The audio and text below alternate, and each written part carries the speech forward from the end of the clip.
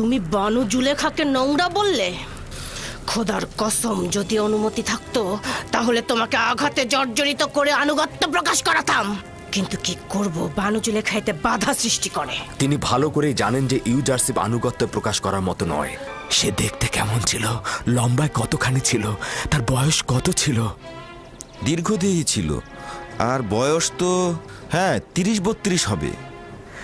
দেখতে নিশ্চয় সুদর্শন ছিল। তার নাম কি ছিল? তার নাম তো ইউসুফ ছিল, তাই না? তার নাম সওয়াল করেছিলাম, কিন্তু বলল যে নাম বলতে অপারগ সে। তার সৌন্দর্য খুব একটা লম্বা চুলার দাড়ির কারণে ঠিক বোঝাই যাচ্ছিল না। এত শক্তভাবে নিও না, তুমি তো ভুল কোনো পথে মশগুল হওনি। আমার খোদাবন্ত এখানে উপস্থিত ছিলেন, আর আমি ইরানুসকে বললাম আমেনহোতেব যেন আমাকে নাজাত দেন। যদি আমেনহোতেব জানে যে তুমি গুনাহ করনি এবং তোমার নাজাতের পদক্ষেপ নেয়, তাতে তো কোনো দোষ নেই, তাই না? যে আমি অন্যদেরকে আমার খোদার তুষ্টির জন্য আশাবাদী করছি, আর সেই আমি কিনা অন্যের সাহায্য চাচ্ছি, এটা দোষ নয়। আমি তো তার থেকে গাফেল হলাম। আমি তাকে ভুলে গেলাম। তুমি শুধু চেয়েছো যে বাদশাহ তোমার হাল হকিকত সম্পর্কে গাফেল না হোক। তুমি গুনাহগার নও। যখন আমার খোদাবন্ধ নিজেই আমার কাছে হাজির, আমার কাছে নাজির, তখন কি দরকার ছিল অন্যের মনোযোগ চাওয়া? আমি খোদাবন্ধের কাছে হাত জোড় করে ক্ষমা চাইছি। আমি ভুল করেছি, আমি ভুল করেছি।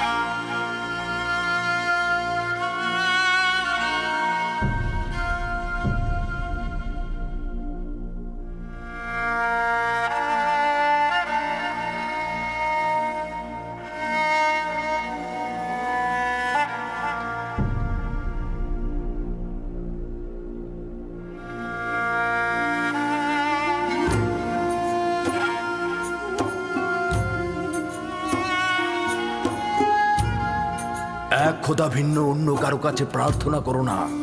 যা কিছু চাও শুধু তার কাছে চাও। একমাত্র প্রত্যক্ষদর্শী এবং সকল ক্ষেত্রে যার উপস্থিতি, তিনি হচ্ছেন উনি।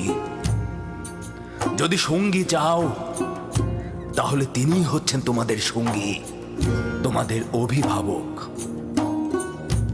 যদি সংরক্ষক ও প্রহরী চাও তাহলে তিনিই তোমাদের তত্ত্বাবধায়ক। যদি নিয়ামত দানকারী চাও তবে তিনি তোমাদের নিয়ামত দানকারী এবং পরওয়ারদিগার। এবং যদি উপদেশ ও নসিহত চাও তবে তিনি তোমাদের উপদেশ দাতা ও উত্তরাধিকারী। যা কিছুই মাখলুকাতের কাছে অন্বেষণ করো তার সবকিছুই একজনের কাছে রক্ষিত। আফসোস, খোদা ভিন্ন যদি অন্য কারো কাছে হস্ত উত্তোলন করো তাহলে অগণিত মাখলুকাত অপমানিত হবে।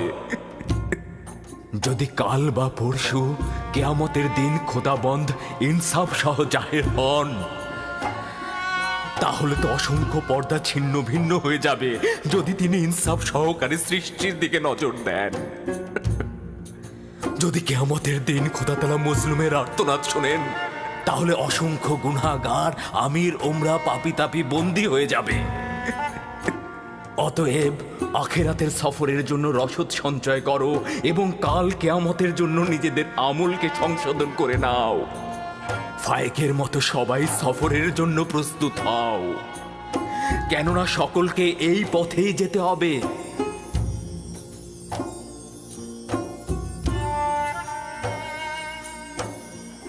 আমার গুনহার শাস্তি সম্পর্কে অবগত করতে এসেছেন? শান্ত হও ইউসুফ, নিজেকে এতটা কষ্ট দিও না। আমি আমার পাপ সম্পর্কে অবগত, আমি কখনোই নিজেকে ক্ষমা করব না। তোমার এই অবগত হওয়াতেই মহান খোদার সন্তুষ্টি। তার আনুকূল্য অপার অসীম যা ইউসুফকে লজ্জিত করেছে। তিনি তো আমাকে আমার প্রিয় পিতা ও অন্যদের চাইতে অধিক ভালোবেসেছিলেন। মহান খোদাবান যার হাতে, সকল কুদরত ও সম্মান তার হাতে। কে আমাকে মিশরের আজিজের রাজমহলে নাজ নিয়ামতে ডুবিয়ে দিয়েছিল? মহান খোদাবানদের হৃদয়ে যে রয়েছে সকল নিয়ামত তার রয়েছে। কে আমাকে জুলেখা ও মিশরের অন্যান্য নারীদের হাত থেকে নাজাত দিয়েছে? মহান খোদাবান্দ, যিনি মুমিনদেরকে মন্দ ও খারাপ কাজ থেকে ফিরিয়ে নিয়ে আসে। যে খোদা আমাকে এভাবে স্মরণে রাখেন আর আমি কিনা তার উপস্থিতিতেই অন্যকে স্মরণে। ইউসুফের কি এই পাপের জন্য রক্তের অশ্রুপাত করা উচিত নয়? আমার তো বিলাপ করতে করতে বুক ফেটে যাওয়া উচিত। গুনাহ করেছি খোদা, পাপ করেছি আমি প্রায়শ্চিত্ত করতে চাই।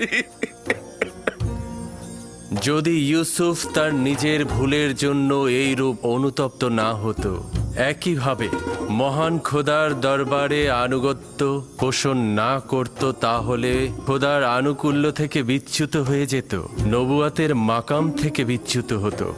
সিদ্ধান্ত ছিল ইউসুফ 1 বছর জেলখানায় থাকবে, কিন্তু এখন এটা 7 বছর বৃদ্ধি করা হয়েছে, যেন ইউসুফ তার পাপের প্রায়শ্চিত্ত করে এবং কারাবন্দীদের হেদায়েত দান করে, কারণ ভবিষ্যতে ইউসুফের অসংখ্য বন্ধু দরকার হয়ে পড়বে। আমি কারাগার আলিঙ্গন করছি, এমনকি যদি সমস্ত জিন্দেগি হয়।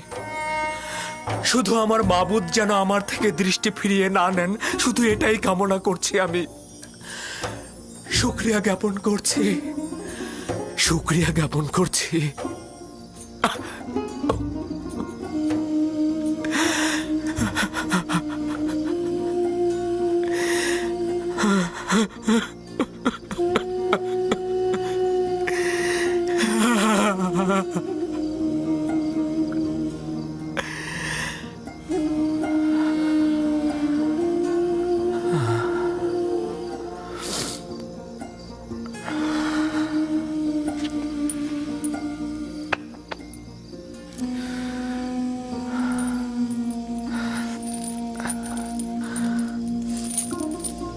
আমি দুঃখিত, তোমাদের ঘুমের ব্যাঘাত ঘটালাম। সব সময় একটাই দোয়া করবে, খোদা তাআলা যেমন আমাদেরকে ঈমান দান করেছেন তেমনি তা যেন ফিরিয়ে না নেন। সব সময় বলবে, হে পরওয়ারদিগার, আমাকে হেদায়েতের পর আমার অন্তরকে ধ্বংস ও অন্ধকারে নিক্ষেপ করো না।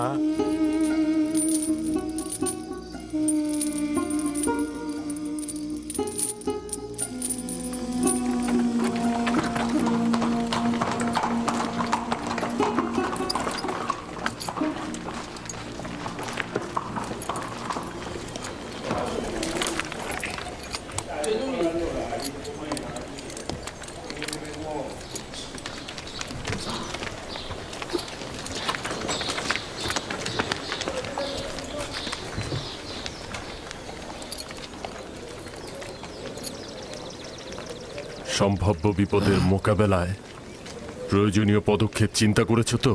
জি আলী জনাব, সিপাহী ও গোলামগণ সশস্ত্র অবস্থায় আছে, আর আমাদের কিছু লোক সাধারণ মানুষের সাথে মিশে আছে। তারা শুধু আদেশের অপেক্ষায় আছে। চেষ্টা করবে নিজেকে সংযত রাখতে, বেহুদা রাগারাগি একদম করবে না।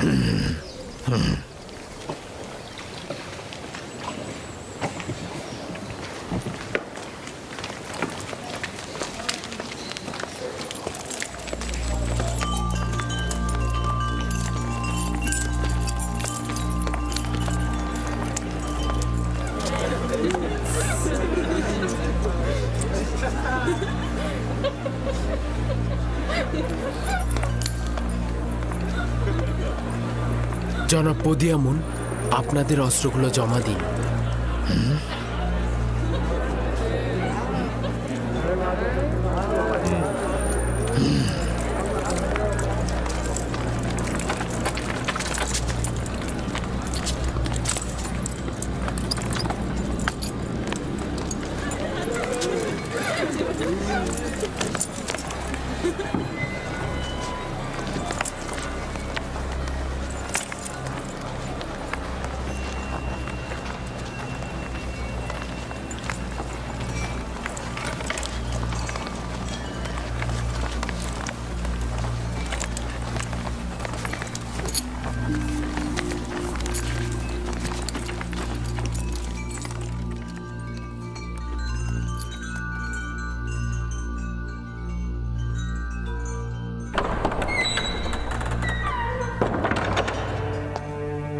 মিশর দেশের মহান বাদশাহ মহান খোদা তৃতীয় আমের হতে প্রবেশ করছেন।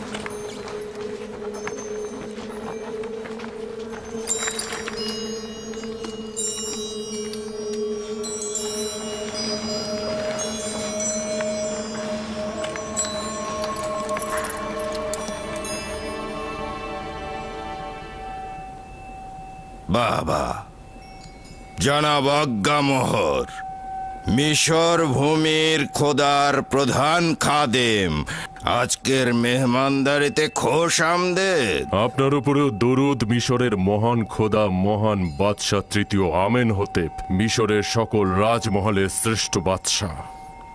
আচ্ছা, সত্যি করে বলুন তো জনাব আজ্ঞামোহর, যে উপাধি ব্যবহার করলেন তা কি নিজে কবুল করেন?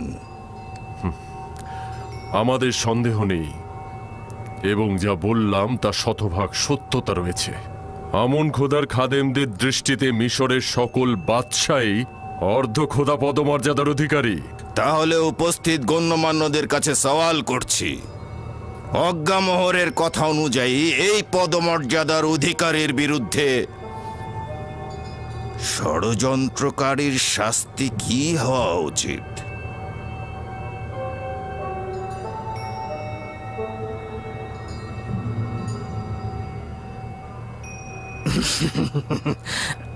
আমার মনে হচ্ছে মহান বাদশাহ, কিছু বদলোকের কুপরামর্শে জনাব অজ্ঞামোহরের প্রতি আপনি সন্দেহ পোষণ করছেন। কিন্তু আপনি নিশ্চিত থাকবেন মহামান্য বাদশাহ, মন্দ কথা বলার লোক আমাদের সাথে আপনার সম্পর্কের কোনরূপ ক্ষতি করতে পারবে না, যতই চেষ্টা করুক না কেন।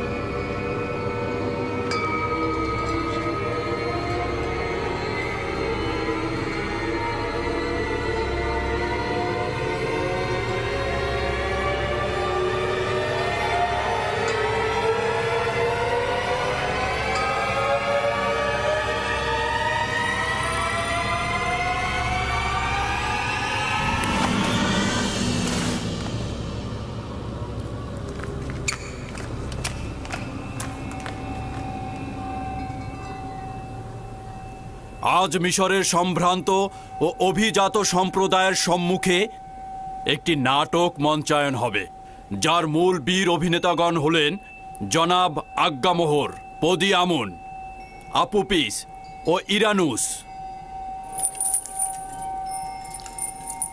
আচ্ছা জনাব আজ্ঞামোহর, এদেরকে চিনতে পারছেন? জি, যদি আমি ভুল না করে থাকি তারা জনাব আমেনহোতেপের দস্তরখানার তত্ত্বাবধায়ক এবং শরাব দানকারী। আচ্ছা, এবাদতখানার সঙ্গে এ দুজনের সম্পর্ক কি, নাকি এখন ওদের কাছ থেকেই শুনতে হবে?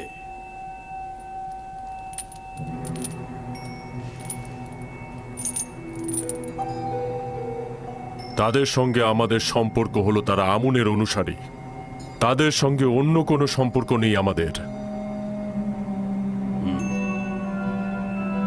আচ্ছা আপুপিস, তোর কি খবর? জনাব আজ্ঞামোহরের সাথে তোর সম্পর্কের কথা একটু বলবি কি? বল। সত্যি বলছি, আমার সাথে আজ্ঞামোহরে কোনো সম্পর্ক নেই। আমেনহোতেপকে হত্যা করার জন্য কার সঙ্গে চুক্তি করেছিলি সেইটা সবার সামনে বল।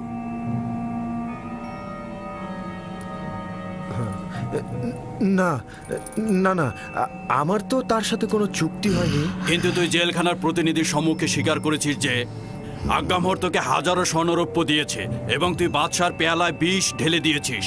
তোর স্বীকারোক্তি দেওয়ার সময় কয়েকজন জেলখানায় হাজির ছিল। না না, অস্বীকার করব না। তখন আমি জানের মায়ায় বাঁচার জন্য অস্বীকার করেছি। মহামান্য বাদশার জান কতলের ব্যাপারে কি বলবি? কেন এই কাজ করেছিলি? এই ঘটনার সঙ্গে জনাব আজ্ঞামোহরে কোনো সম্পর্ক নেই।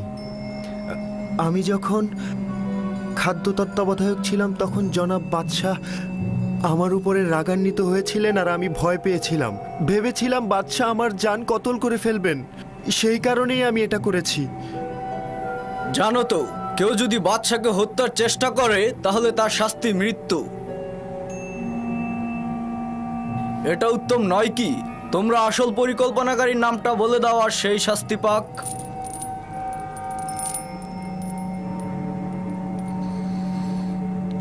জনাব পুতিফার, কেন জোড়াজুড়ি করে এবাদতখানার খাদেমদেরকে দোষী করতে চাইছেন?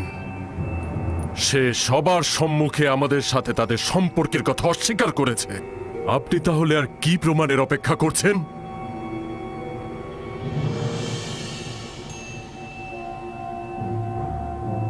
আপনি এখনই উত্তেজিত হবেন না জনাব, কারণ নাটক এখনো বাকি রয়েছে।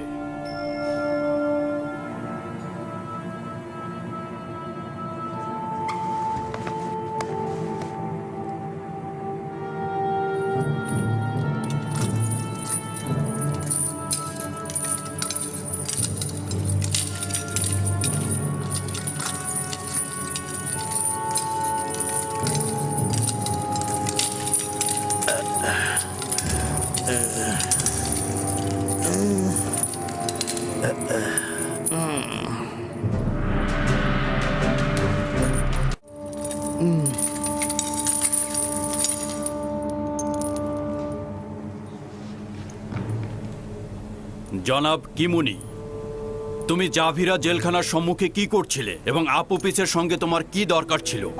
কোনো দরকার ছিল না জনাবে মালিক। আপুপিসের স্ত্রী আর সন্তানেরা আমার কাছে এসে কান্নাকাটি করছিল, তাই ভাবলাম একটু খুঁজে দেখি। সকল জায়গায় খুঁজতে খুঁজতে যখন জাভিরা কারাগারের সামনে গেলাম, আপনার সৈন্যরা আমাকে গ্রেপ্তার করলো। কিন্তু আপুপিস তো জেলখানায় স্বীকারোক্তি দিয়েছে সে তোমার মাধ্যমে জনাব আজ্ঞামোহরের কাছে গিয়েছিল এবং সেখান থেকে হত্যার নির্দেশ পেয়েছে। আঘাতের দ্বারা স্বীকারোক্তি, এর কি কোনো মূল্য আছে জনাব হরেনহোভ?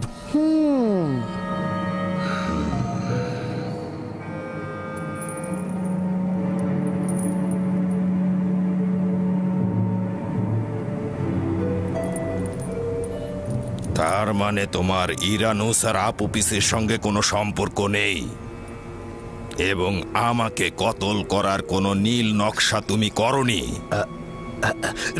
না আমার খোদা বন্দেগার, এদের সঙ্গে আমার কোনো সম্পর্কই নেই। এবং তুই আপুপিস কিমনি এবং অজ্ঞামোহরের সঙ্গে কোনো সম্পর্ক করিসনি? না আলী জনাব, আমার জনাব কিমুনি ও অজ্ঞামোহরের সঙ্গে কোনো সম্পর্ক নেই।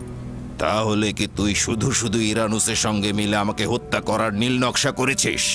না আলী জনাব, না, আমি এই ষড়যন্ত্র সম্পর্কে অবগত ছিলাম না। সত্য বলতে কি আলী জনাব, ও এই সব ঘটনা জানতো না।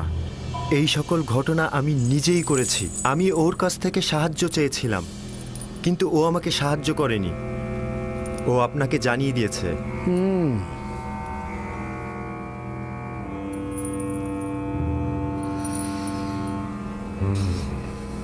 আমার চোখের সামনে থেকে দূর হয়ে যা, নইলে লাগাম ছাড়া হয়ে তোকে হত্যার নির্দেশ দেব। সুস্বাদু খানা পিনা গ্রহণ করুন এবং চলে যান। আবারও যদি কোনো ষড়যন্ত্র হয় তাহলে তাকে আমনও রক্ষা করতে পারবে না। চলে যান।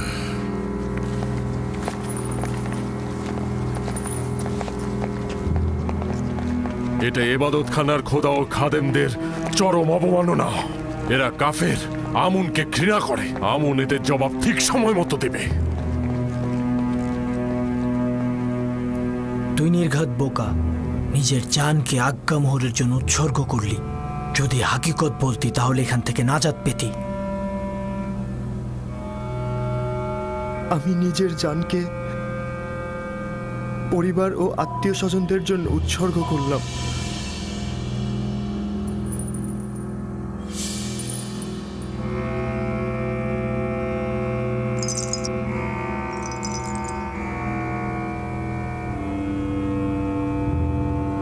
ইরানুস আজাদ পেল, কিন্তু তুই আপুপিস, শাস্তি স্বরূপ আগামীকাল তুই ফাঁসির দড়িতে ঝুলবি। এটা অন্যের জন্য শিক্ষা। আর খাদেম কিমনি, তুমি আপাতত চলে যাও, কিন্তু মনে রেখো তোমাদের ইবাদত খানার পাপ অতি শীঘ্রই উন্মোচিত হবে। তখন তোমরাও আপুপিসের মতো ফাঁসিতে ঝুলবে। নিয়ে যাও।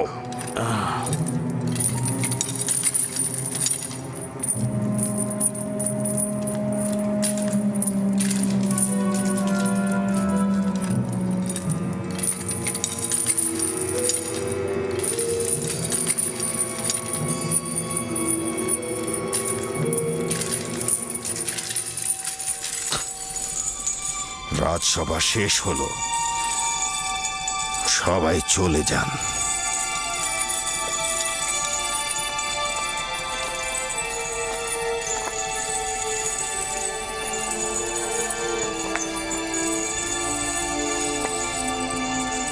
নাটক, দুর্দান্ত একটি নাটক মঞ্চস্থ হলো, আর সবাই দাঁড়িয়ে দাঁড়িয়ে আমেন হোতেবকে অপমানিত হতে দেখলো।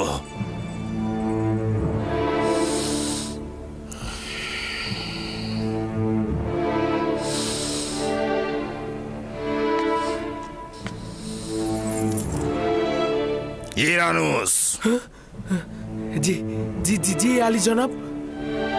তুই কি আমার শরাব দানকারী সাকি নস? জি জি জি আলী জনাব, অবশ্যই।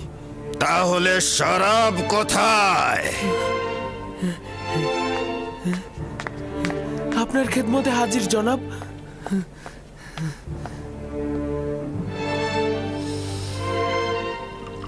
আজ রাতের এই কেলেঙ্কারির দায়ভার তোমার, জনাব পুতিফার। মিশরের প্রধান সেনাপতি শুধুমাত্র তাড়াহুড়ার কারণে একটা সুস্পষ্ট বিষয়কে প্রমাণ করতে পারল না।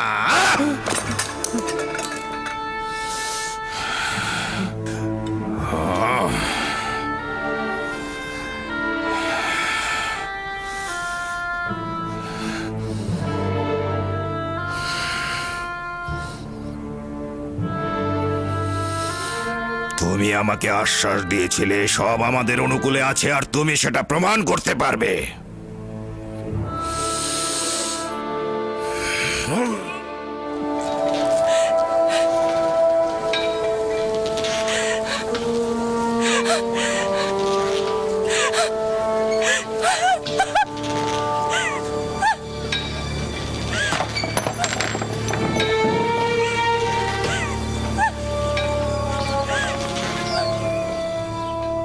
আপুপিস মহামান্য বাদশাহ তৃতীয় আমেন হোতেবের খানসামা। খেয়ানতের পাপের ফলে এবং মিশরের দুশমনদের সাথে যোগ সাজসে মহামান্য বাদশাহ ও তার সহধর্মিণী ও পুত্র সন্তানের জান কতলের পাপ প্রমাণিত হওয়ায় ফাঁসির রশিতে ঝুলিয়ে শাস্তি প্রদান করা হলো। তার দেহ ফাঁসির কাষ্ঠে ঝুলবে যতক্ষণ না পর্যন্ত সে মারা যায়, এবং তার দেহ পাখিদের খাবার হবে। তাকে কখনোই কোনোভাবেই পশ্চিমের কবরস্থানে দাফন করা হবে না, এবং সেখানে চিরন্তন অমরত্বের জিন্দেগি লাভ করতে পারবে না। কখনোই তাকে মমি করা হবে না, এবং সব সময়ের জন্য ধ্বংস হয়ে যাবে সে। কোনো ধরনের বাধাই আমার একাত্মবাদী খোদার নিকট পৌঁছাতে বাধা সৃষ্টি করতে পারবে না। আমি আর তোমাদের ভ্রান্ত আইনের মধ্যে নেই। আমুন খোদা থেকে অতিষ্ঠ হয়ে গেছি আমি। এই আপুপিস, তোর মুখ বন্ধ কর, কাফের বেঈমান। তাকে থামাও, থামাও তাকে, কাফের একাত্মবাদী খোদার কাছে চাইছি, সে আমাকে কুদরত দান করুক। এই কঠিন মৃত্যুকে যেন আমি সহ্য করতে পারি।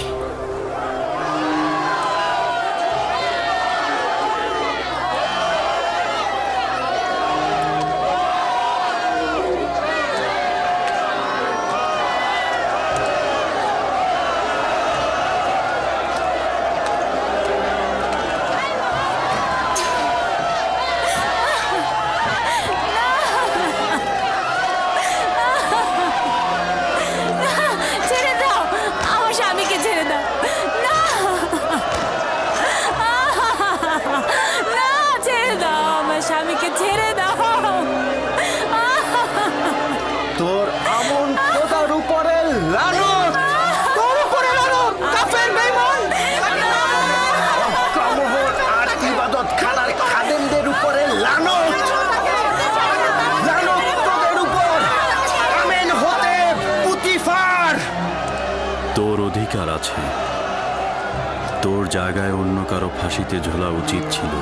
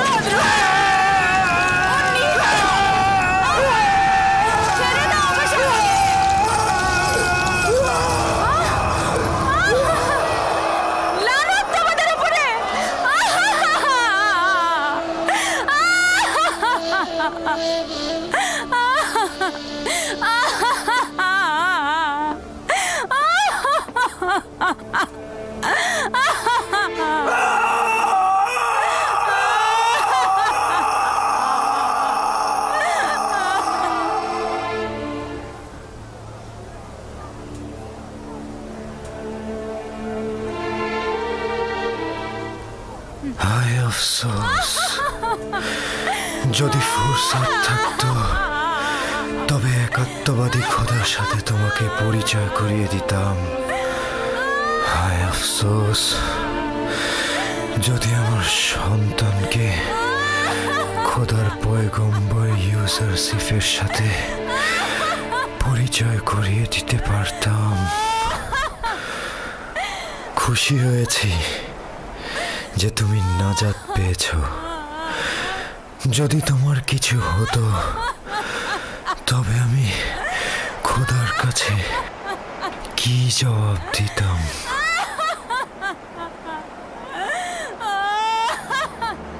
তাকে দেখে মনে হচ্ছে সে হাসছে।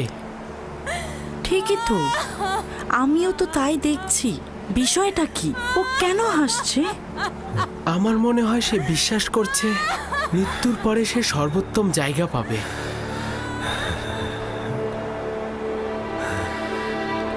আমি এটা বুঝতে পারছি না, যদি মৃত্যুর পর তাকে মমি করে রাখা না হয় তাহলে সে মৃত্যুর পর উত্তম জায়গা কিভাবে পাবে?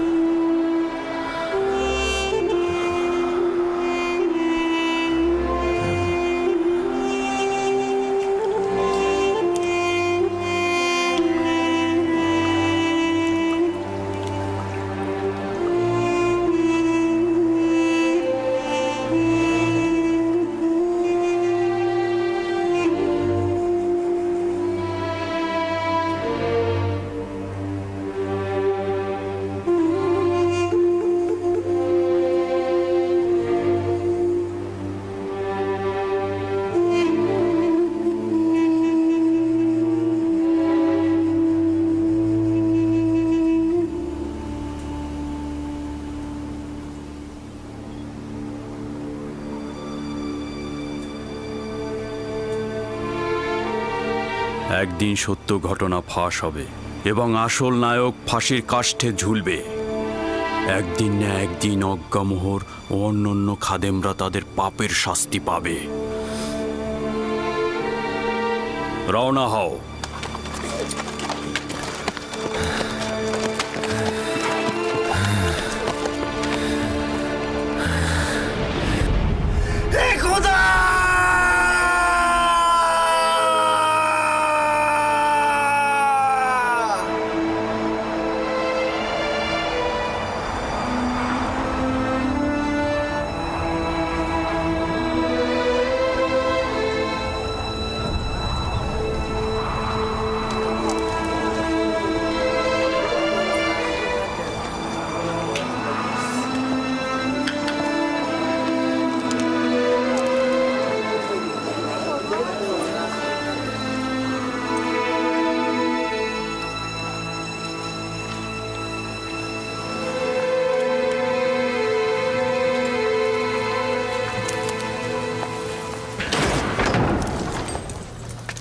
ইউজারশিপ কোথায়? জনাব ইউজারশিপ। ইউজারশিপ, তুমি যেরূপ খোয়াবের ব্যাখ্যা দিয়েছ সেরূপই ঘটেছে। আপুপিস ফাঁসির দড়িতে ঝুলেছে।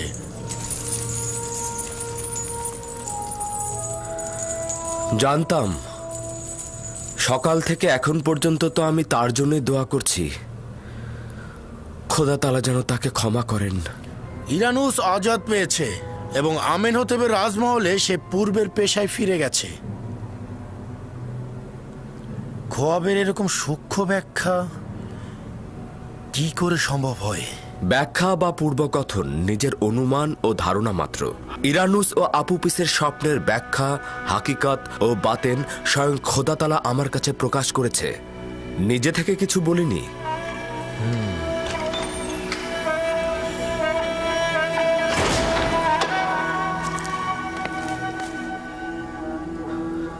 খোদাবন্দ আমাদের সকলকে ও আপুপিসকে ক্ষমা করুক। আগেই কিভাবে অনুমান করলি ইউজারশিপ? জাদু বা শয়তানের সাহায্য নিয়ে, তাই না? যেসব আয়াত সকলের জন্য হেদায়েত স্বরূপ, জালিমদের জন্য সেটা ক্ষতিকারক বই আর কোনো ফল বই নিয়ে আসে না।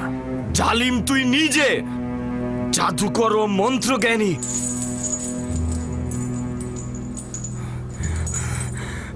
আমি অতটা আহাম্মক নই যে তোর পয়গম্বরী গ্রহণ করব। তুই একটা জ্যোতিষী, তুই একটা জাদুকর ছাড়া কিছুই না।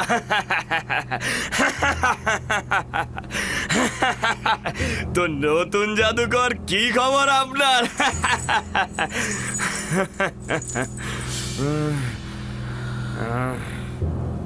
কত বছর বন্দী থাকার আদেশ প্রাপ্ত হয়েছে?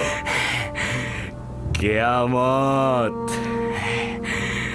চাবিরা ভুলে যাওয়া গৃহ, অত সহজে এখান থেকে কেউ নাজাত পায় না।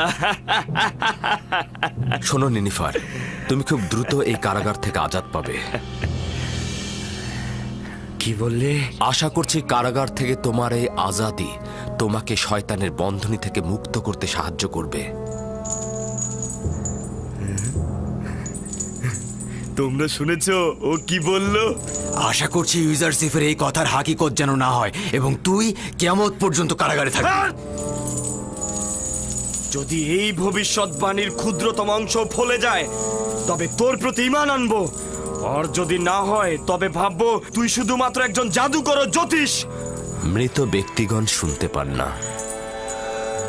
হকের পায়গাম ও সত্যের কালাম তাদের কর্ণকুহর দিয়ে অন্তরে প্রবেশ করে না। আর কখনো যদি হকের আওয়াজ শুনতেও পায়, হয় তাকে অস্বীকার করবে, নয়তোবা মিথ্যা প্রমাণ করতে একেবারে উঠে পড়ে লাগবে। এসো আপুপিসের আত্মার মাগফিরাত কামনা করে খোদাবন্দের কাছে দোয়া করি। হে পরওয়ারদিগার, আপুপিসের রূহকে অফুরন্ত রহমত প্রদান করো, তাকে ক্ষমা করো, তাকে মাফ করে দাও।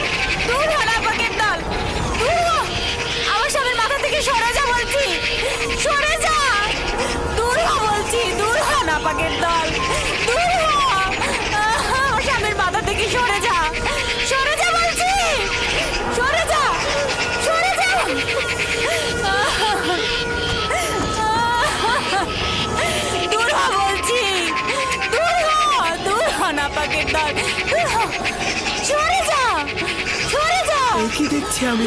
আপুপিস তো স্বপ্নে এই দৃশ্যটাই দেখেছিল। ইউজারশিপও বলেছিল তুমি এইভাবেই মারা যাবে।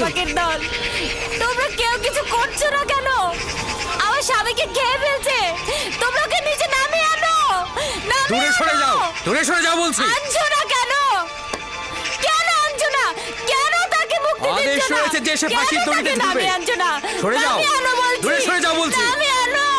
লানত তোমাদের উপর, লানত অজ্ঞামোহরের উপর, লানত আমেন হতেবের উপর, পুতিফার ও অন্যান্যদের উপর, যারা আমার স্বামীকে কতল করেছে।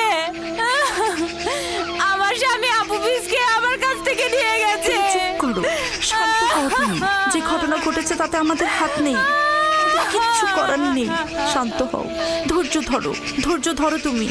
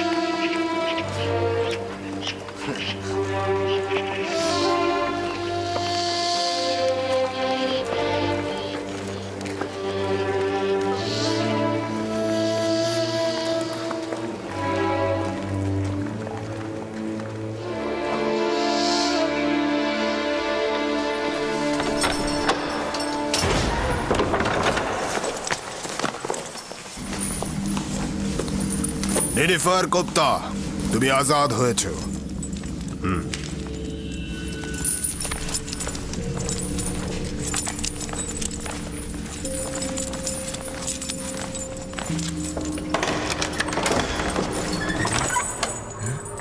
আমি আজাদ, আমি আমি আজাদ হয়ে গেছি। আমি আজাদ, আমি আজাদ হয়ে গেছি।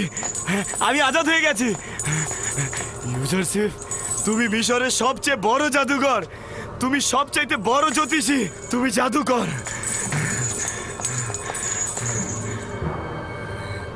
তুমি 12 বছর আগে চুরি, নানা রকম কুকীর্তির কারণে কারাগারে বন্দী হয়েছিলে। কিয়ামত পর্যন্ত তোমার জেলে বন্দী থাকা উচিত ছিল, কিন্তু আমুনের খাদেমগণ তোমার মুক্তির জন্য তাগাদ দিয়েছেন। তারা ধারণা করেছেন যে তুমি পাপাচারের পথ ছেড়ে দেবে আর আমনের ইবাদত খানায় খেদমতগার হিসেবে নিজেকে খেদমতে নিমগ্ন করবে। যদিও বিশ্বাস হয় না, তবু চাই ইবাদতকারীদের আকাঙ্ক্ষা তুই পূরণ করবি।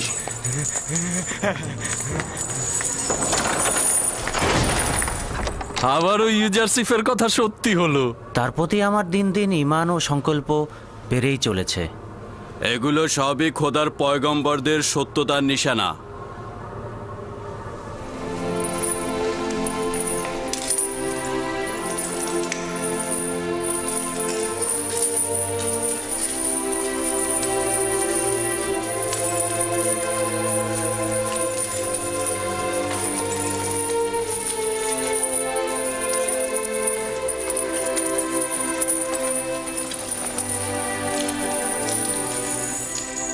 হে খোদার নবী, আমাদেরকে ওয়াজ নসিহত করবেন না?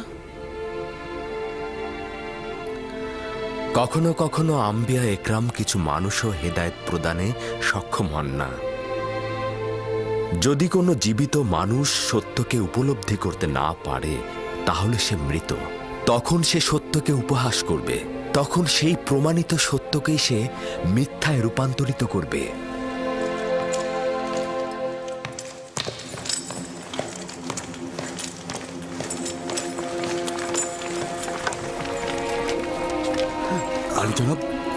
আলী জনাব, কি হয়েছে আলী জনাব? কিছুই হয়নি। চলো যাওয়া যাক।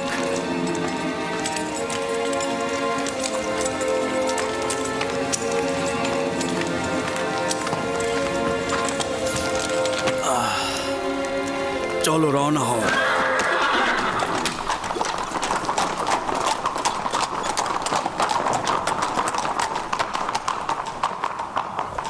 আলী জনাব, নীল নদের তীরবর্তী কিছু উর্বর ও ফলনশীল জমি বাজেয়াপ্ত করা হয়েছিল, সেগুলো তাদের মালিকদের বুঝিয়ে দিতে চাই। কিন্তু ইবাদতখানার কিছু খাদেম তাদের স্বেচ্ছাচারিতা ও সীমালঙ্ঘন চালিয়ে যাচ্ছে। এই স্বেচ্ছাচারিতা আমি বরদাস্ত করব না। হয় আমুনের খাদেমরা থাকবে, নয়তো আমি। আপনারা কেন মূল কারণ খুঁজে বের করছেন না? মুশকিল হলো এই আইনের ভিত্তিগুলো। আমাদের মিশরে আমুনের ইবাদতকারীর সংখ্যা অনেক বেশি। আসল মুশকিল হলো যেই সব খোদা নিজে চলতে না পেরে খাদেমদের দ্বারা আইন সৃষ্টি করে। আমাদের উচিত হবে এই আইনগুলো আগে পরিবর্তন করা। আমুনের ইবাদত হচ্ছে মিশরের প্রাচীন আইন। এটা খুব সহজেই উপড়ে ফেলা কি সম্ভব? একটি ভুল দীর্ঘদিন হওয়া যুক্তিপূর্ণ নয়। যতদিন মিশরে এই আইন থাকবে ততদিন স্বেচ্ছাচারিত ও লুটতরাজ থাকবে। আলী জনাব, আমি এক যুবক কয়েদিকে চিনি যার কথার সঙ্গে আপনার কথার একদম মিল রয়েছে। আপনি যদি হুকুম করেন। আলী জনাব, আলী জনাব, কি হলো আপনার? আলী জনাব, দ্রুত দরবারের চিকিৎসক সিনহাকে খবর দাও। যাও, তাড়াতাড়ি করো।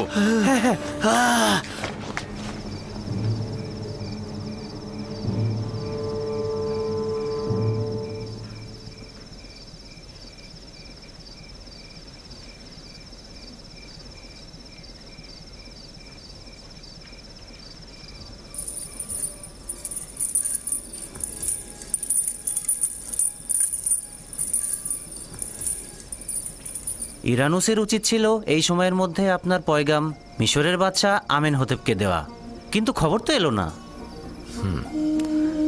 সে হয়তো ভুলেই গেছে। এই গুরুত্বপূর্ণ বিষয়টা ইরানুস এত তাড়াতাড়ি ভুলে যাবে? আমরা সব কাজ আঞ্জামের ক্ষমতা প্রাপ্ত নই। সম্ভাবনা আছে তিনি হয়তো বলার অনুমতি দেননি। বুঝতে পারছি না কে সেই, যিনি চান না ইউসুফ তাকে ব্যতীত অন্য কাউকে আশ্রয় গ্রহণ করুক। সেই, যিনি আত্মমর্যাদাপূর্ণ বান্দা ব্যতীত কারো কাছে আনুগত্য পোষণ করেন না। আর তিনি হয়তো ইরানুসকে ভুলে যাবার মন্ত্র দিয়ে দিয়েছেন।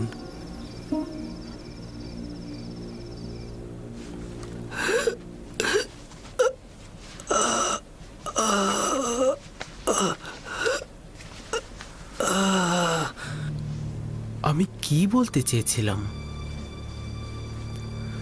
আমি কার বিষয়ে কথা বলতে চেয়েছিলাম? রাজকুমার অসুস্থ হওয়াতে সবকিছু ভুলে গেলাম।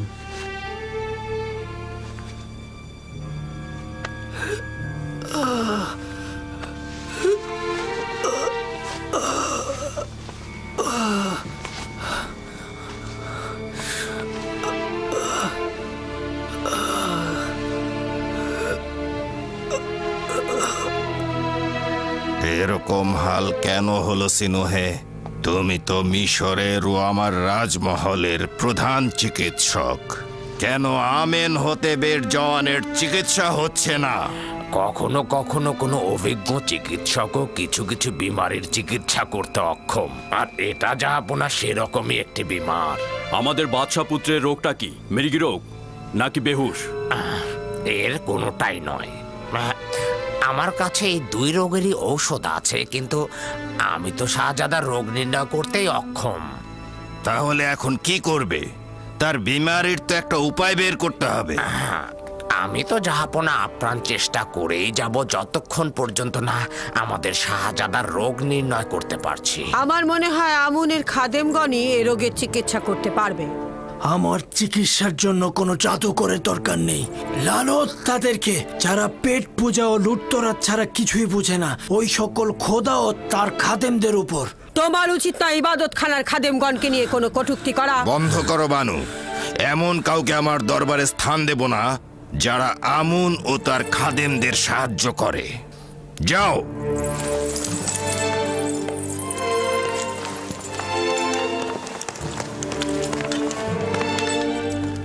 আমার রাজমহলে যেহেতু বানু তীরের মতো একজন আমুনের গোয়েন্দা রয়েছে, সেহেতু আমার বিজয় হবে কঠিন।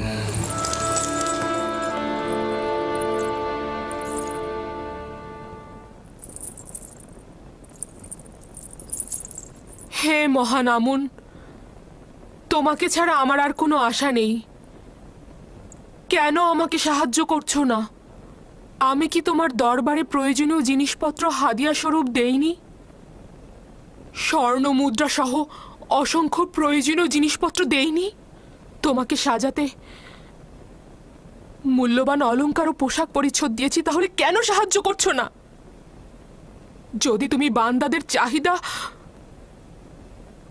পূরণ করতে না পারো, তাহলে কেন আমরা তোমার ইবাদত করব? কেন তোমার সামনে মাথা নত করব? কার কাছে হাত পাতবো? কিন্তু আমার বানু, আপনি হচ্ছেন আমুনের সহধর্মিনী এবং তার ইলাহিদের একজন। কিভাবে আশা করেন আমুন আপনাকে ইশক করতে সাহায্য করবে? কোনোদিনই করবে না। থামো বলছি। কেন আমাকে রাগান্বিত করছো? এটা কেন বুঝতে পারছো না? যদি আমি আমুনের খেদমতগারদের সহধর্মিনীদের ঘরে থাকতাম, তাহলে তারা আমাকে নিজেদের ইচ্ছে মতো ব্যবহার করত। তাহলে ইউজারশিপের প্রতি হাত বাড়ালে কি সমস্যা? বানু, আপনি কেন বুঝতে পারছেন না আমুনের খাদেমরা? চুপ করো তুমি। আমি আর কিছু শুনতে চাই না। ঠিক আছে আমার বানু, যদি আমাকে অপমানিত করে আপনি আনন্দিত হন, তাহলে আমি নিশ্চুপ থাকছি। কিন্তু এতে আমার কি কোনো দায় আছে? তুমি দায়ী। তোমার তীর্যক কথা দিয়ে আমার মনকে বিষাক্ত না করে সুন্দর একটি পথ বলে দাও কারিমামা। আমি তো পূর্বেও বলেছি, কিন্তু আপনি কর্ণপাত করেননি। কেন জনাব পুতিফারের কাছে যাচ্ছেন না? যেভাবে আপনি তার মাধ্যমে ইউজারশিফকে কারাগারে পাঠিয়েছেন, ঠিক একইভাবে তার মাধ্যমে ইউজারশিফকে আজাদ করুন। পুতিফার আমার কাছে জানতে চাইবে না যে কেন আমি তাকে জেলে পাঠালাম, আর কেনই বা এখন তাকে ছাড়াতে চাচ্ছি? তোমার প্রস্তাব তোমারই মতো কারিমামা।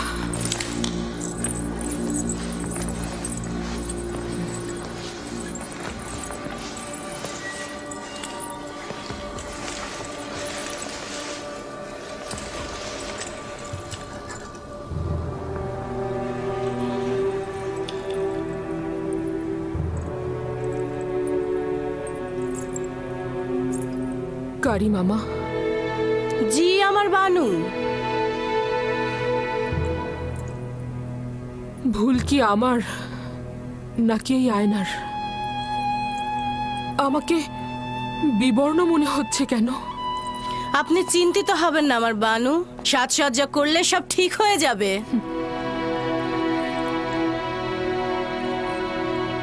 আমি মলিন হয়ে গিয়েছি। যদি এই বিষণ্ণতা এভাবেই অব্যাহত থাকে, তাহলে ইউজারশিপ যেদিন মুক্তি পাবে, তার সামনে কিভাবে দাঁড়াবো? নিজেকে কষ্ট দেবেন না। আপনি এখনো মিশরের সর্বশ্রেষ্ঠ সুন্দরী, অতীতের মতোই সদা প্রফুল্ল, জওয়ান এবং সুদর্শনা।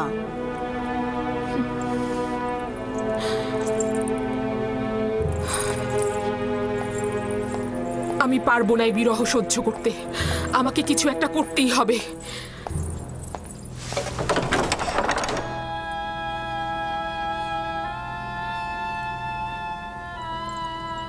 ইউজারশিপ কি করে তালা ভেঙে ফেললো?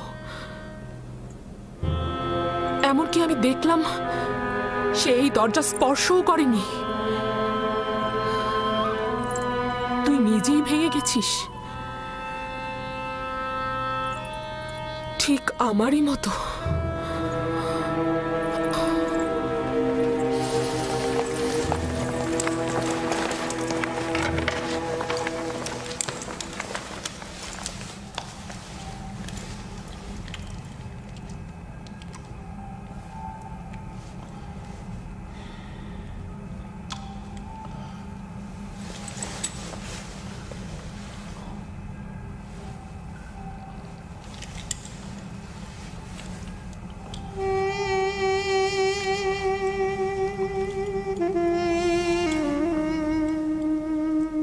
তোমার মনে আছে একে অপরকে দুজন কত ভালোবাসতো?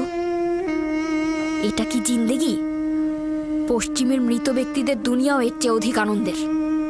বানু তার নিজের কামনা বাসনার জন্য এই গৃহকে নির্জীব করে ফেলেছে।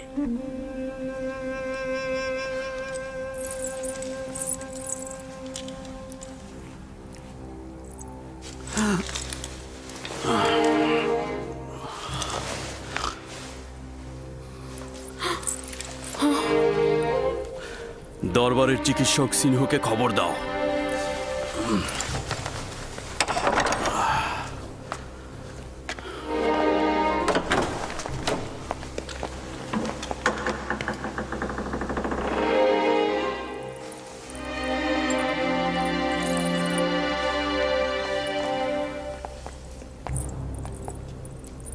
আলী জনাব পুতিফারের হাল হাকিকত ভালো মনে হচ্ছে। দেখেছি আমি, আমার কিছুই করার নেই। তার চিকিৎসক দরকার, আমাকে নয়। আমাকে দেখে তার অবস্থা আরো খারাপ হচ্ছে।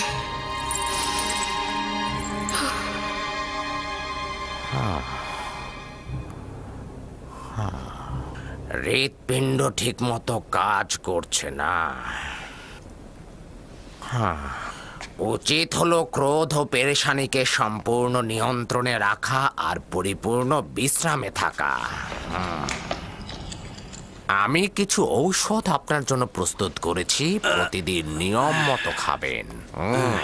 আর ঔষধ শেষ না হওয়া পর্যন্ত চলাফেরা সম্পূর্ণ নিষেধ। কি করছেন আলী জনাব? আপনার অবস্থা খুবই খারাপ, আপনার বিশ্রাম দরকার। মিশরের শ্রেষ্ঠ চিকিৎসক সিনহুর কথায় বিশ্বাস থাকা সত্ত্বেও বিশ্রাম নিতে পারছি না। চলাফেরা আপনার জন্য বিপজ্জনক। মিশরের অর্থমন্ত্রী দিনরাত আমাকে তালাশ করে যাচ্ছে, কিন্তু তোমাকে কথা দিচ্ছি ফিরে এসে তোমার উপদেশ অক্ষরে অক্ষরে পালন করব। শুনুন, আমি কিন্তু বাদশাহ আমিন হতেবকে বললে আপনার সমস্ত কাজ কেড়ে নেব। আমি চিকিৎসার দায়ভার গ্রহণ করব না আলী জনাব।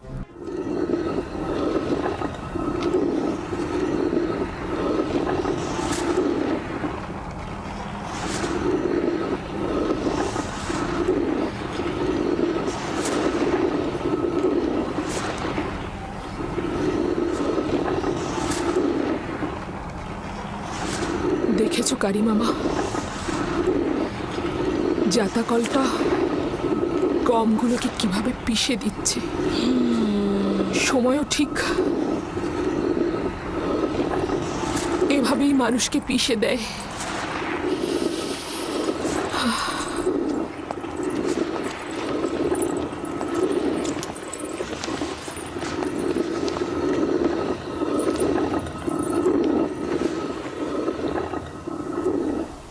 ইউজারসিফ 8-9 বছর হলো জেলখানায় রয়েছে, কিন্তু জুলেখাকে দেখে মনে হচ্ছে তার বয়স 20 বছর বেড়ে গেছে। নিজের কাছে নিজেই অপরাধী। ইউজারসিফকে জেলখানায় পাঠিয়ে এখন নিজে নিজেই কেমন কষ্ট পাচ্ছে।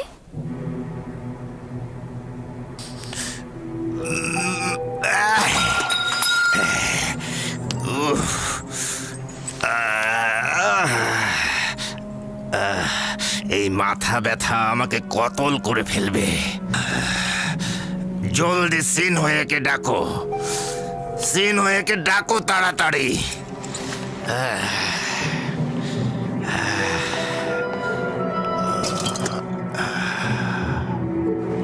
যাও।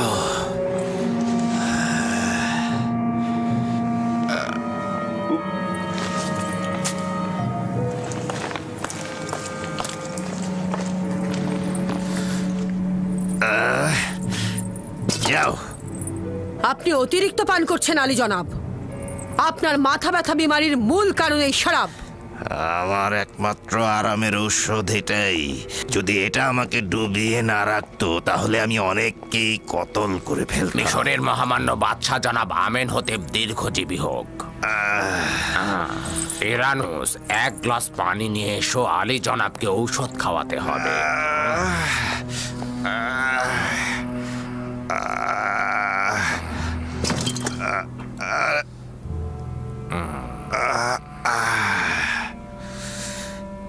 তুমি কি চাও বানতি যে আমার মাথা ব্যথা ভালো হোক?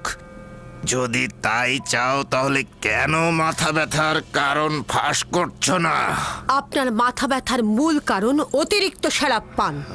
এটা কিন্তু আমি আগেই বলেছিলাম বানু, কিন্তু মিশরের মহান বাদশাহ আমার কথা বিন্দু মাত্র কর্ণপাতই করেন না। আমার একমাত্র ঔষধ হচ্ছে শরাব, আর শরাবই পারে আমাকে প্রশান্তি দিতে। সাময়িক প্রশান্তি হলেও এটা আপনার মৃত্যুর কারণ হবে। কেন বাহানা করছো? আমার মাথা ব্যথা কমাতে পারে এমন কিছু বলো। আলী জনাব, আমাকে মাফ করবেন, যদি আপনি শরাব ত্যাগ না করেন তাহলে আমি বাধ্য হব আপনার অস্ত্রোপচার করতে আর মাথার থেকে মগজের পোকাগুলো বের করে নিয়ে আসতে। যে পোকাগুলো আমার মগজ খাচ্ছে এবং আমাকে কষ্ট দিচ্ছে সেগুলো হলো আমুনের ইবাদতখানার খাদেম, এবং যতদিন পর্যন্ত না তাদের খতম করছি আমি সুস্থ হব না, আমি সুস্থ হব না। আর অস্ত্রোপচারও করব না, কারণ মগজে অস্ত্রোপচার মানে জীবিত থাকার সম্ভাবনা খুব কম।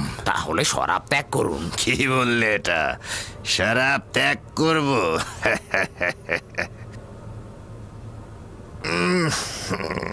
তাহলে এটা খাবো।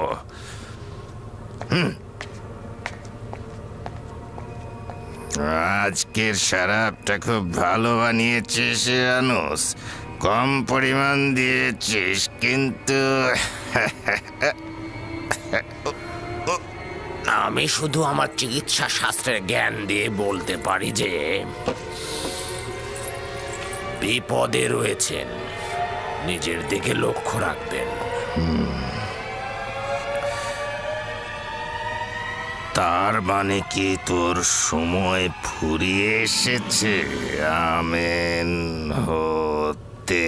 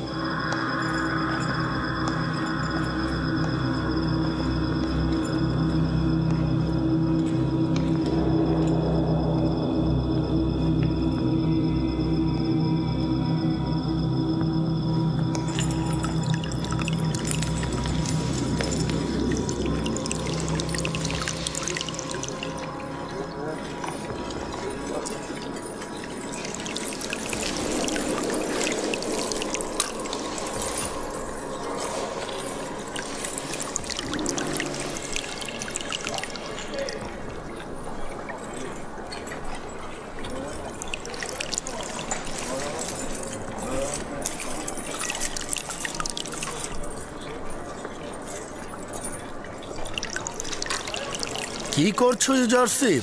ফুল গাছগুলোর পরিচর্যা করছিলাম। সে যে কাজটি করে একেবারে জীবন দিয়েই করে। ইউজারশিপের কাছে কোনো পার্থক্য নেই, হোক সেটা ফুল চারা রোপণ, হোক সেটা ইনসানদের হেদায়েত।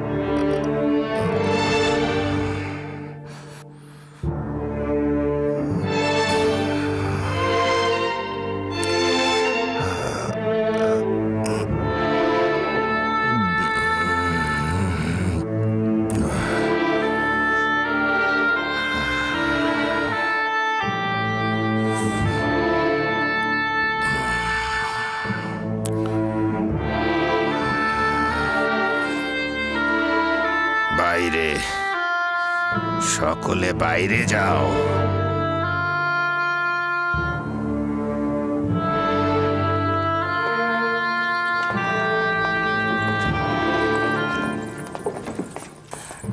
শোনোনি, আমি বলেছি সকলে বাইরে যাও। তুমি না, তুমি থাকো শুধু।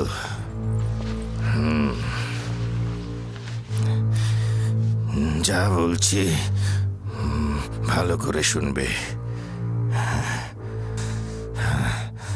তোমার আম্মা জান আমুনের ভক্ত এবং খুবই গোড়া। সে রাষ্ট্রীয় কাজে কোনোভাবেই যেন হস্তক্ষেপ করতে না পারে। আমাকে মমি করার পর আমি যে কবরটা তৈরি করেছি সেখানে আমাকে দাফন করবে, কিন্তু আমুনের কোনো কিছু আমার সঙ্গে দিয়ে দেবে না। কারণটা হলো এই যে আমি আমুন খোদাকে বিশ্বাস করি না। আর একটা কথা, আমুনের খাদেমগণ বিপজ্জনক, আর আমুনের খাদেমগণ আইন নিজেদের ভোগে ব্যবহার করেন আর নিজেদের লাভের জন্য তারা যে কোনো ধরনের কাজ করতে পারে। তাদের বিশ্বাস করবে না, তাদের জোরালো সুপারিশ পুতিফারকে জানাবে। সে বিশ্বাসের খেয়ানত করবে না, তোমার আম্মাজানকে সম্মান করবে কিন্তু বিশ্বাস করবে না। তোমার স্ত্রী নেফ্রদিতিকে ভালোবেসো, তুমি একাধিক সন্তানের অধিকারী হবে। আমি চাই না আমার বংশ নির্বংশ হোক, আর আমার মিশরের ঐতিহ্যকে সমুন্নত রেখো,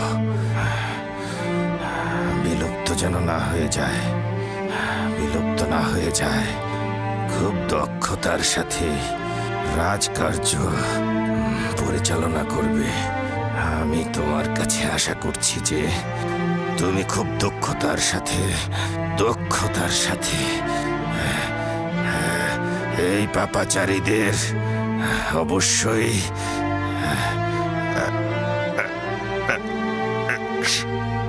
শাস্তি প্রদান করবে। খোদা হাফেজ।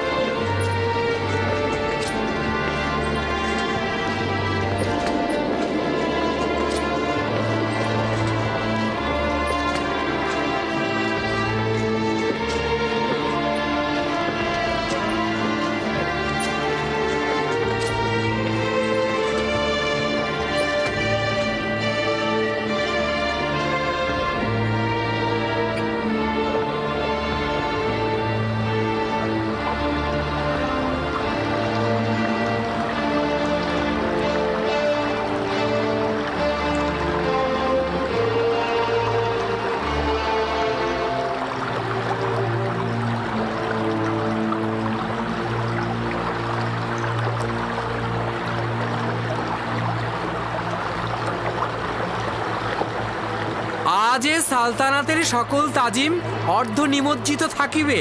আজ তৃতীয় আমেন হতেবে সূর্য অস্তমিত হলো, আগামীকাল চতুর্থ আমেন হতেবে সূর্য উদিত হবে। আজকে তৃতীয় আমেন হতেবকে মমি করা হবে, আর আগামীকাল চতুর্থ আমেন হতেবকে সিংহাসনে বসানো হবে।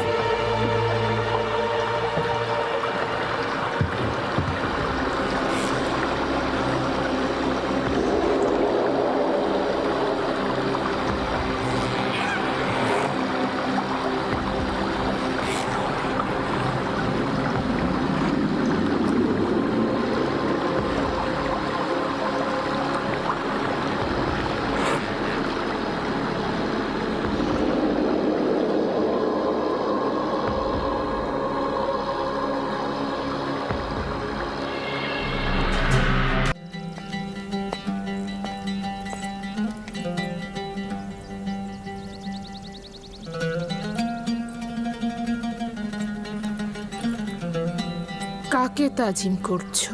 বানু জুলেখাকে তাজিম করছি। পুতিফারের রাজমহলের আপনি তো বানু। বানুর তো আর কিছুই অবশিষ্ট নেই, না শান শওকত, না সেই রূপ লাবণ্য। আমার বানু, নিজেকে সবসময় এতটা অপবাদ দেবেন না। আপনি সবসময় আমাদের কাছে বানু জুলেখাই থাকবেন, বরং অতীতের চেয়ে আরো প্রিয় হবেন। আমার বানু, আপনি তো জানতেন আজ তৃতীয় আমেন হতেবের অন্ত্যেষ্টিক্রিয়া ছিল। জানতাম, কিন্তু আমার মন ভালো নেই। আমার কাছে এই আমেন হতে বা অন্য আমেন হতে কোনো মূল্য নেই। আপনার অংশগ্রহণ করা উচিত ছিল। মিশরের সকল সম্ভ্রান্ত নারী সেখানে ছিলেন। আমার মনে যে আহাজারি চলছে, অন্য কোনো আহাজারি নেয়ার ক্ষমতা নেই আমার।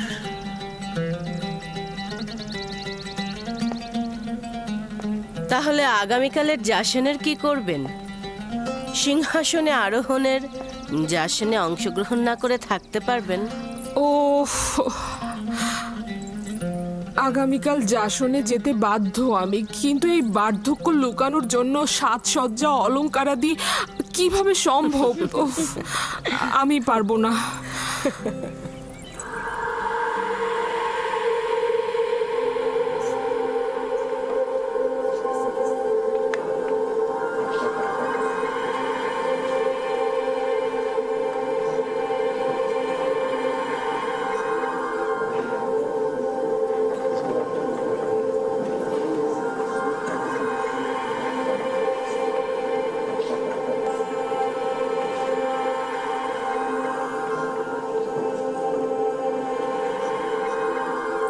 বাদশার সহধর্মিনী নিফারতিতি নাকি এখন মিশরের সর্বশ্রেষ্ঠ সুন্দর। হ্যাঁ, এখনই দেখতে পাবে, অসম্ভব সুন্দরী সে। নিফারতিতির কথা আমিও শুনেছি, সে কি জুলেখার চাইতেও সুন্দরী? জুলেখার একই অবস্থা হয়েছে। সে নিজেই নিজেকে এই অবস্থায় ফেলেছে।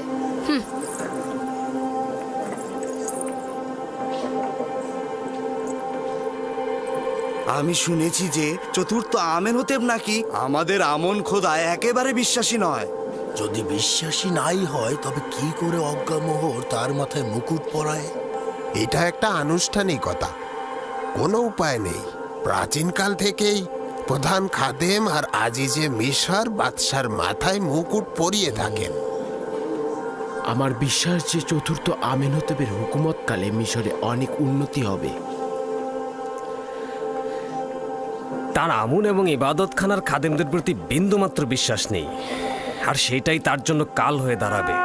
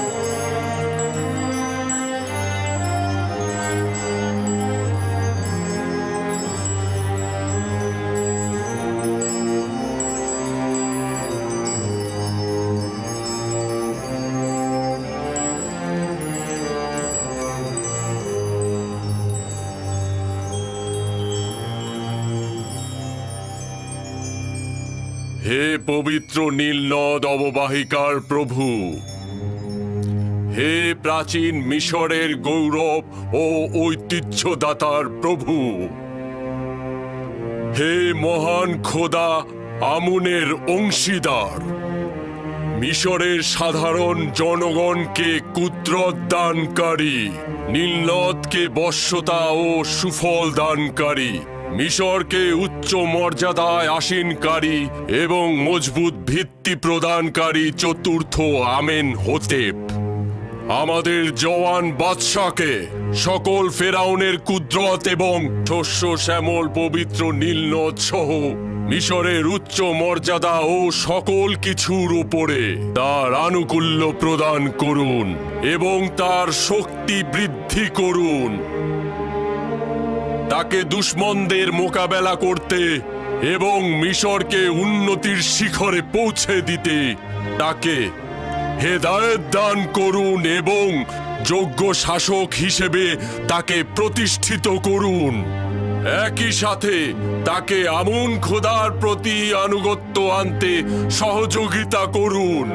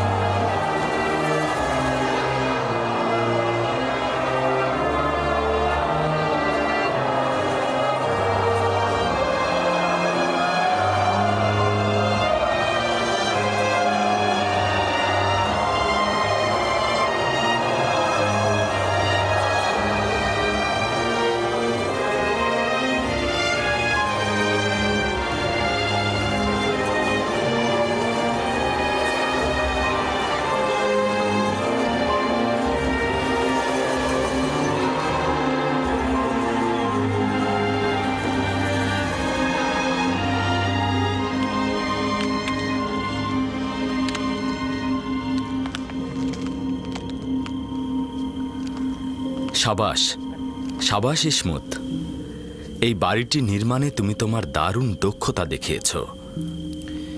আমি পূর্বেও বাড়িঘর নির্মাণকারী ছিলাম, মিশরে অনেক বাড়িঘর তৈরি করেছি। আমরা কিন্তু সবাই তোমারই মতো। আমরা নিজেদের মতো করে দুনিয়াটা তৈরি করি, তারপর সব কিছু ছেড়ে ছুড়ে চলে যাই।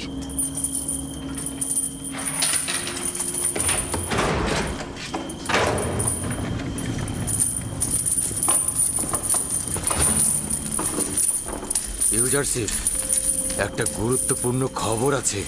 ইনসানদের জন্য দুনিয়াতে সবচাইতে গুরুত্বপূর্ণ খবর হচ্ছে মৃত্যু, তাই নয় কি? হ্যাঁ, তা তো ঠিকই। ইউজারশিপ, জনাব আমেন হোতেপ মারা গিয়েছেন এবং চতুর্থ আমেন হোতেপ সিংহাসনে বসেছেন। হ্যাঁ, রুটির ঝুড়ি খালি করার সময় আমি তা সিপাহীদের কাছ থেকে শুনেছিলাম। হুকুমতের তাকাত পাহনের ন্যায় স্থায়ী, সবসময় শুধু চালকগণই পরিবর্তন হয়ে থাকে। শুরুতে প্রথম আমেন হোতেপ, তারপর দ্বিতীয় আমেন হোতেপ, তারপর তৃতীয় আমেন হোতেপ, আর আজ চতুর্থ আমেন হোতেপ।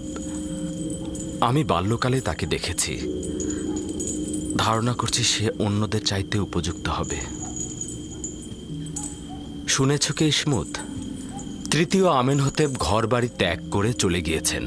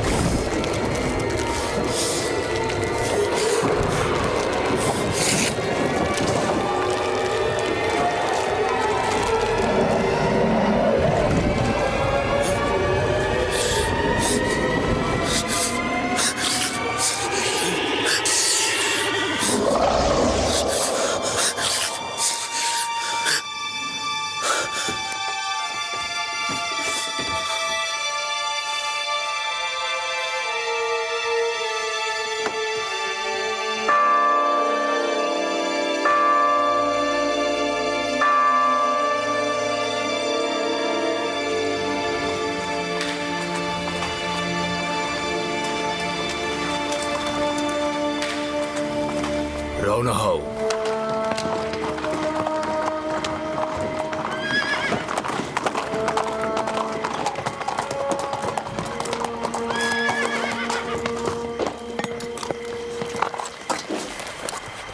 কে তুমি? এত রাতে এখানে কি চাও? বাদশাহ চতুর্থ আমেনহতেবের পক্ষ থেকে এসেছি। আজ্ঞামোহরের জন্য পয়গাম আছে। অপেক্ষা করুন, জনাব পদিয়ামুনকে খবর দিচ্ছি।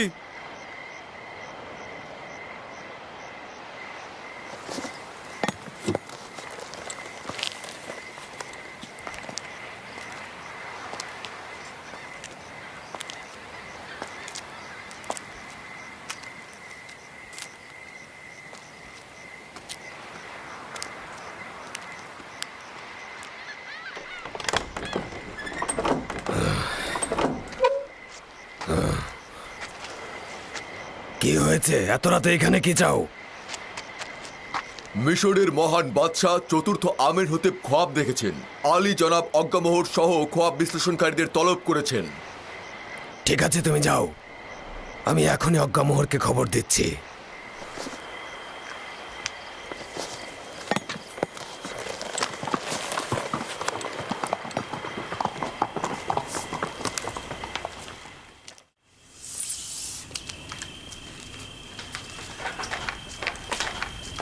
আলী জনাব, আমি না হয় গিয়ে হরেনহবকে বলবো আপনি বিমারির কারণে বাদশার রাজ দরবারে যেতে সক্ষম হচ্ছেন না।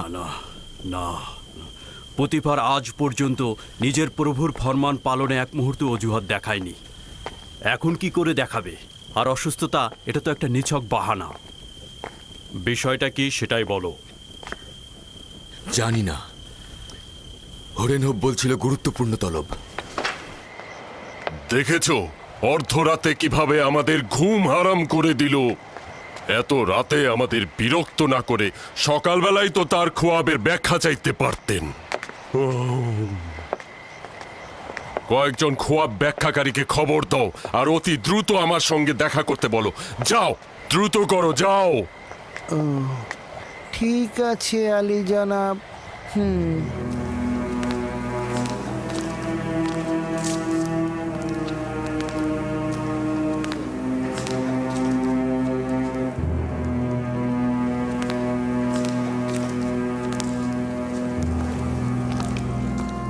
আলী জনাব পুতিফার এবং প্রধান খাদেম অজ্ঞামোহর প্রবেশের অনুমতি চাইছেন।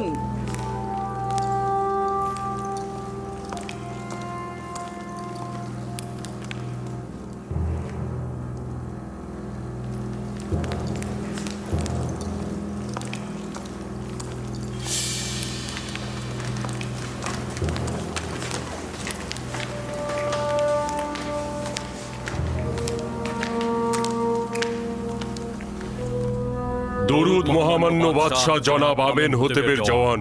দরুদ আপনাদের উপরে। মহামান্য বাদশাহ, আমি চিন্তিত ছিলাম। আপনার কি হয়েছে? আশা করছি যে অপ্রীতিকর কিছু ঘটেনি। আজীব খোয়াব দেখেছি আমি।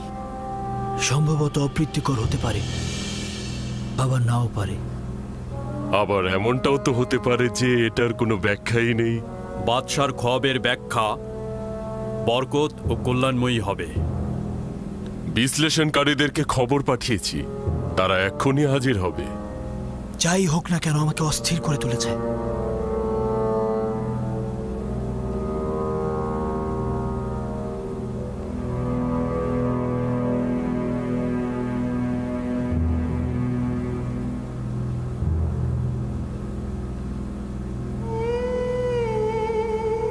ইরানুস, তোমার খোয়াবের ব্যাখ্যা হচ্ছে এই যে 3 দিন পর তুমি তোমার পূর্ব পেশায় ফিরে যাবে এবং আমেনহতেবের সাক্ষী হিসেবে সম্মান ও মর্যাদা পাবে। ইরানুস। জি জি জি জি আলী জনাব। তুই কি আমার শরাব দানকারী সাকি নস? জি জি জি আলী জনাব, আপনার খেদমতে হাজির জনাব। তাহলে শরাব কোথায়? আর আবু পিস, তুমি 3 দিন পর শাস্তি স্বরূপ ফাঁসি কাষ্ঠে ঝুলবে। তোমাকে ঝুলিয়ে রাখা হবে আর পাখিরা তোমার দেহ ঠুকরে ঠুকরে খাবে। ইউজারসিফ।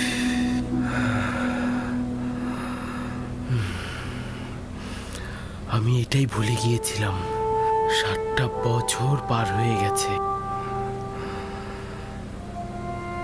সম্মানিত বানু, আমার কাছে বাচ্চার এই খোয়াবের জন্য ভালো পথ রয়েছে বানু, যদি অনুমতি দান করেন। আমি দেখলাম 60টি মোটা তাজা গরু প্রবল ঘূর্ণিঝড়ের মধ্যে নীল নদের ভেতর থেকে উঠছে। তারা তীরে এসে ঘাস খেতে লাগলো। এরপর নীল নদ শুকিয়ে গেল এবং তার ভেতর থেকে শুকনো সার বের হয়ে এলো এবং মোটা সারটিকে গিলে ফেললো।